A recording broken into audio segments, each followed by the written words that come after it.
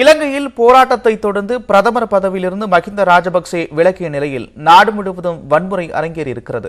பிரதமர் மஹிந்த ராஜபக்சேவின் வீடும் பூர்வீக வீடும் தீ வைத்து எரிக்கப்பட்டன. இந்நிலையில் அதிபரும் பதவி விலக வேண்டும் என்று எதிர்க்கட்சிகள் வலியுறுத்தியுள்ளன.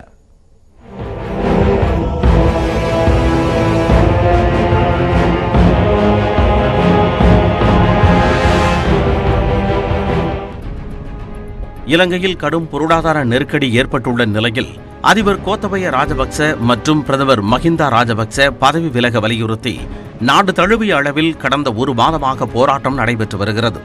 இதையடுத்து இரண்டாவது முறையாக அவசர நிலையை அதிபர் கோத்தபய ராஜபக்ச கடந்த வெள்ளிக்கிழமை பிறப்பித்தார். போராட்டங்கள் தீவிரமடைந்த நிலையில் பிரதமர் பதவியிலிருந்து விலகுவதாக மஹிந்த ராஜபக்ச நேற்று அறிவித்தார். இது தொடர்பாக தனது ஆதரவாளர்கள் 3000 பேருடன் ஆலோசனை நடத்திய மஹிந்தா நாட்டின் நலனை பாதுகாக்க நடவடிக்கை எடுக்கப்படும் என்று உறுதியளித்தார். மஹிந்த ராஜபக்சவின் இல்லம் முன்பாக போராட்டக்காரர்கள் அமைத்திருந்த கூடாரத்தை ராஜபக்சவின் ஆதரவாளர்கள் அகற்றினர். அரசுக்கு எதிராக வைக்கப்பட்டிருந்த பேனர்களை தீ வைத்து எரித்தனர்.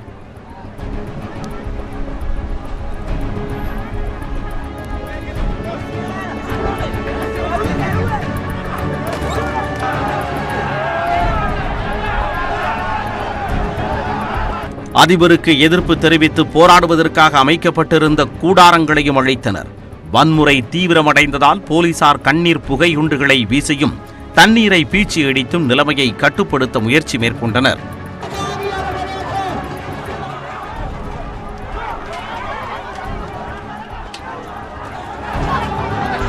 ஆளுங்கட்சி எம்பி அமரகீர்த்தி அத்துக்கோரலா நிட்டம்புவ பகுதிக்கு சென்றபோது அவரது காரை போராட்டக்காரர்கள் தடுத்தனர்.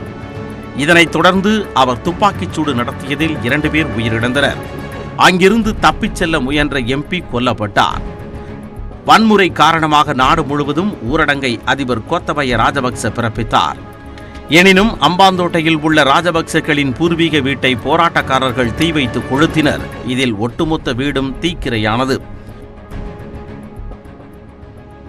இதேபோல குருநாகலில் உள்ள மஹிந்த ராஜபக்சவின் வீட்டிற்கும் தீ வைக்கப்பட்டது. ராஜபக்சவின் ஸ்ரீலங்கா பொதுஜன பெரமுனா கட்சியின் எம்பிக்களான ஜான்சன் பெர்னாண்டோ, காஞ்சனா விஜயசேகரா, சனத் நிஷாந்தா, ரமேஷ் பத்திரானா, நிமல் லான்சா ஆகியோரின் வீடுகள் மீதும் தாக்குதல் நடத்தப்பட்டன. எதிர்க்கட்சி நாடாளுமன்ற உறுப்பினரான குமார வெல்கம வாகனத்தில் பயணித்தபோது விபத்துக்குள்ளானது. அவரது வாகனத்தை போராட்டக்காரர்கள் தீ வைத்து கொளுத்தினர். நாடு முழுவதும் வன்முறை சம்பவங்களில் ஒட்டுமொத்தமாக 5 பேர் உயிரிழந்தனர். 150க்கும் மேற்பட்டோர் காயமடைந்ததாக தகவல்கள் தெரிவிக்கின்றன. இந்த சம்பவங்களுக்கு கடும் கண்டனம் தெரிவித்துள்ள அதிபர் வன்முறையால் தற்போதைய பிரச்சினைகளுக்கு தீர்வு காண முடியாது என்று தெரிவித்தார். மஹிந்தாவை தொடர்ந்து பல்வேறு அமைச்சர்களும் ராஜினாமா செய்துள்ளனர்.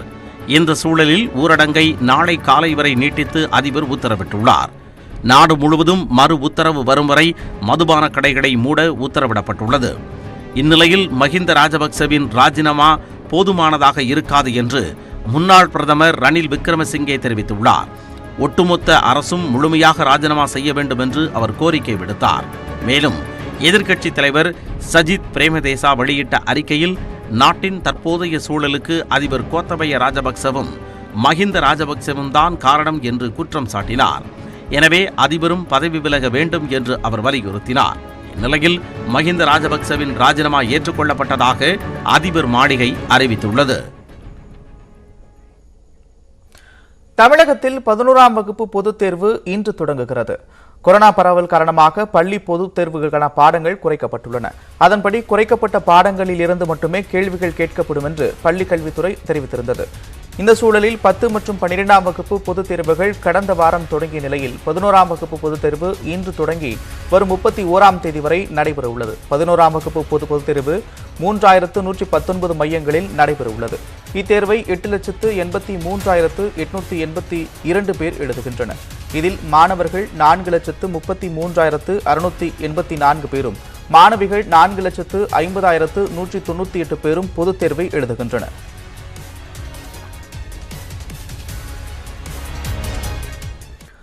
சட்டப்பேரவையில் காவல்துறை மற்றும் தீயணைப்பு மீட்பு பணிகள் துறைகள் தொடர்பான மானிய கோரிக்கை மீதான விவாதங்களுக்கு முதலமைச்சர் மு.க.ஸ்டாலின் இன்று பதிலளித்து பேசுகிறார்.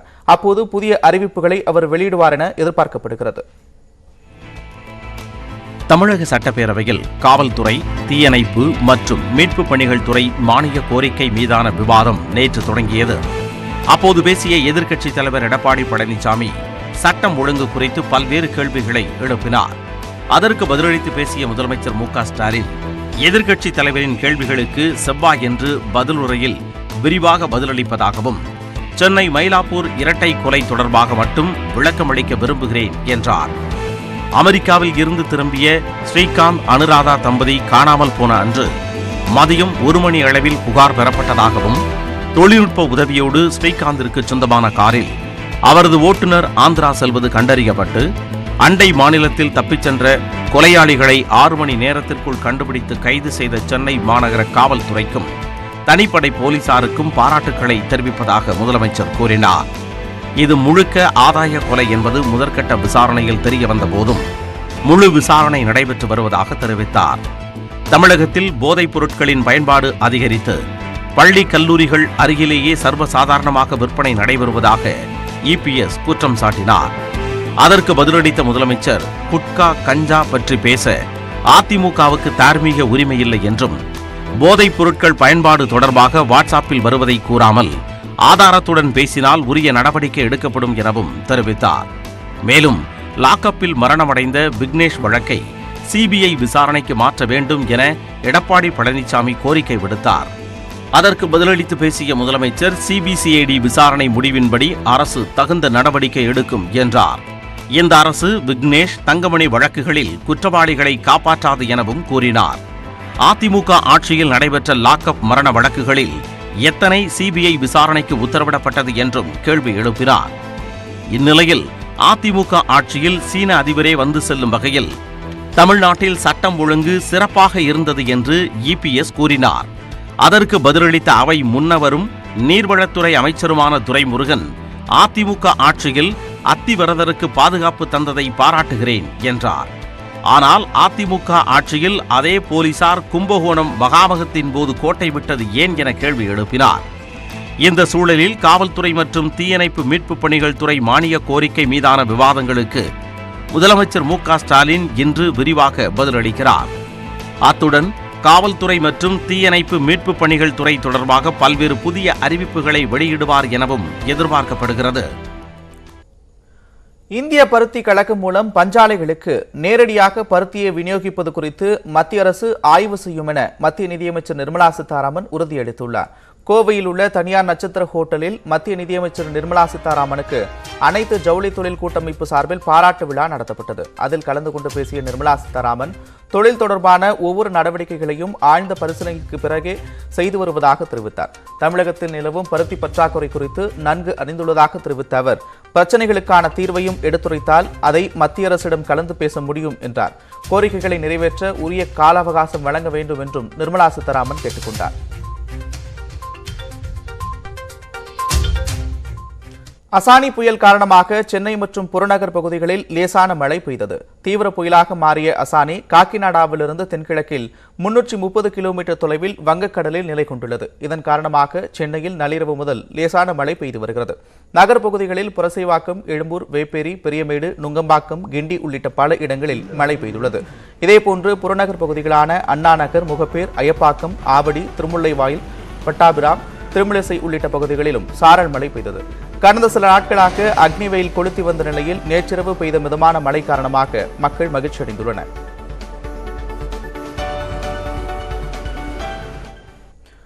திருப்பத்தூர் மாவட்டத்தில் இடி மின்னலுடன் சூறாவளி காற்றுடன் கூடிய கனமழை பெய்தது. அசானி புயல் காரணமாக தமிழகத்தில் 15 மாவட்டங்களில் கனமழை பெய்யக்கூடும் என்று வானிலை ஆய்வு மையம் தெரிவித்துள்ளது. இந்நிலையில் திருப்பத்தூர் மாவட்டம் ஆம்பூர், திருப்பத்தூர், ஜோலார்பேட்டை, நாட்ராம்பள்ளி, வாணியம்பாடி சுற்றுவட்டார பகுதிகளில் இரவு 10 மணி முதல் இடி மின்னலுடன் சூறைக்காற்றுடன் கூடிய கனமழை பெய்தது. இதனால் சுமார் 300க்கும் மேற்பட்ட கிராமங்களில் மின் இணைப்பு துண்டிக்கப்பட்டது. பலத்த காற்று காரணமாக தேசிய நெடுஞ்சாலைகளில் சாலை அமைக்கும் பணிக்காக வைக்கப்பட்டிருந்த தடுப்புகள், இரும்புகள் பறந்து சென்றன.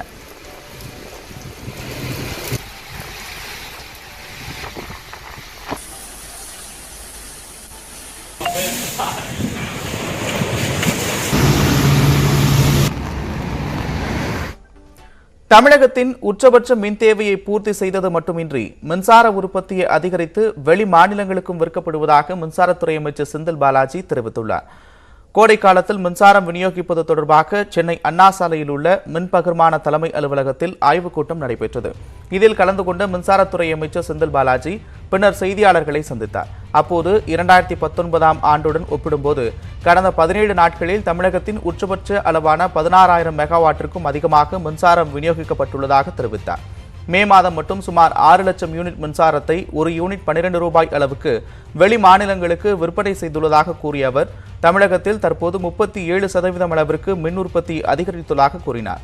மேலும் ஒரே ஆண்டில் கடனுக்கான வட்டிக்காக சுமார் 2200 கோடி ரூபாய் சேமிக்கப்பட்டுள்ள நிலையில் 6000 கோடி அளவுக்கு தான் கடன் வாங்கியுள்ளதாக தெரிவித்தார். மின்சார வாரியம் மே 1ஆம் தேதி அன்னைக்கு 1.44 லட்சம் யூனிட் வெளி மாநிலங்களுக்கு நம்ம கொடுத்துருக்குறோம்.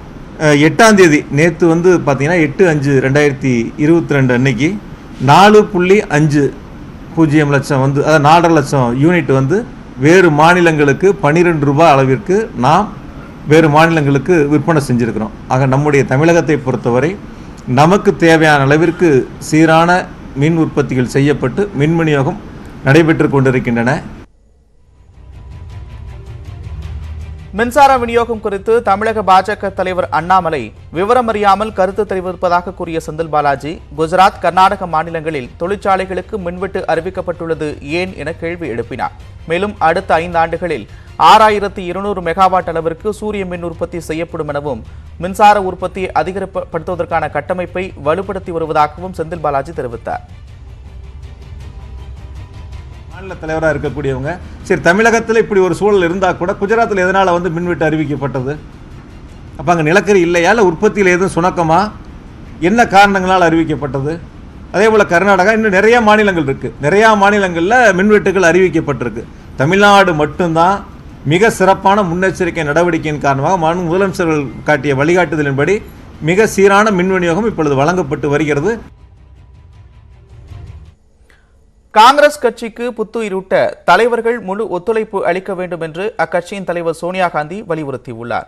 காங்கிரஸ் கட்சி எதிர்கொண்டு வரும் சவால்களை குறித்து விவாதிக்க ராஜஸ்தான் உதய்பூரில் வரும் 13ஆம் தேதி முதல் 3 நாள் மாநாடு நடைபெற உள்ளது.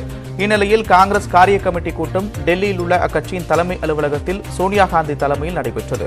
அப்போது நிர்வாக சீர்திருத்தம், சமூக நீதி மற்றும் மேம்பாடு, வேளாண்மை உள்ளிட்ட விவரங்கள் குறித்து உதய்பூர் மாநாட்டில் விவாதிக்க வேண்டிய அம்சங்கள் தொடர்பாக குழுக்கள் அளித்த அறிக்கை குறித்து விவாதிக்கப்பட்டது. இதில் பேசிய சோனியா காந்தி, காங்கிரஸ் கட்சி அனைவருக்கும் நன்மை செய்திருப்பதாகவும் கடனை முழுமையாக திருப்பி செலுத்துவதற்கான நேரம் வந்திருப்பதாகவும் கூறினார். மந்திரக்கோள் ஏதும் இல்லை என்றும் ஒழுங்கு மட்டுமே அவசியம் என்றும் அவர் குறிப்பிட்டார்.